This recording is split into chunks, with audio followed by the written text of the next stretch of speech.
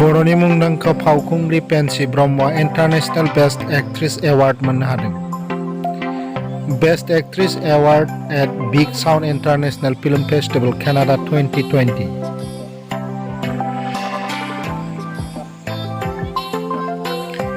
बर'नि गेजेराव नायल' जाल' सासेल' मुलुगनां एवार्ड मोननो हानाय पेन्सि ब्रह्मआ दास सावथुनाव फाव दिन्थिनायनि गेजेरजों बे एवार्डखौ मोननो हादों।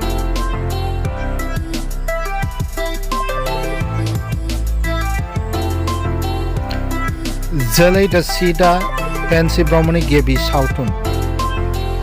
बेनि उनाव माखासे एलबामफोराव बिथाङा फाव खालामदोंमोन।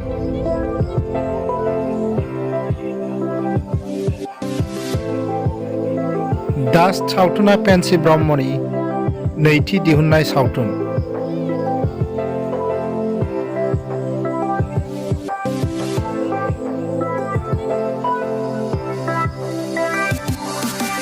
केलकातानि उज्जवल पलनि दिहुननाय बे दास सावथुनाव फाव लानानै पेन्सि ब्रह्मआ बे बेस्ट एक्ट्रेस एवार्डखौ मोननो हायो।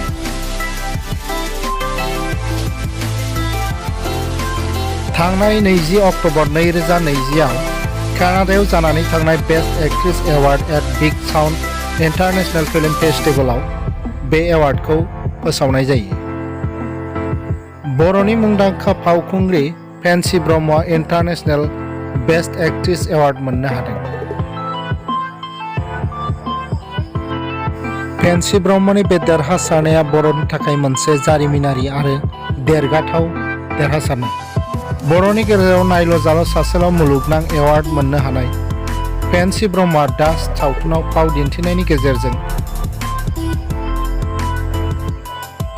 बे एवार्डखौ मोननो हादों।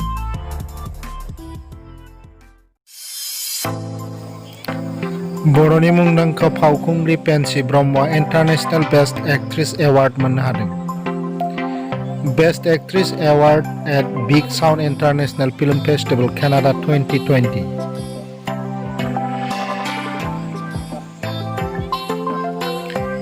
बर'नि गेजेराव नायल' जाल' सासेल' मुलुगनां एवार्ड मोननो हानाय पेन्सि ब्रह्मआ दास सावथुनाव फाव दिन्थिनायनि गेजेरजों बे एवार्डखौ मोननो हादों।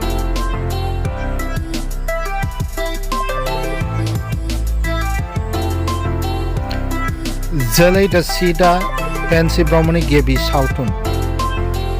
बेनि उनाव माखासे एलबामफोराव बिथाङा फाव खालामदोंमोन।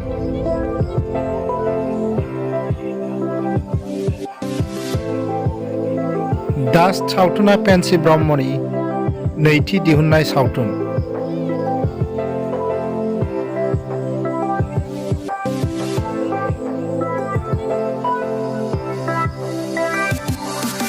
केलकातानि उज्जवल पलनि दिहुननाय बे दास सावथुनाव फाव लानानै पेन्सि ब्रह्मआ बे बेस्ट एक्ट्रेस एवार्डखौ मोननो हायो।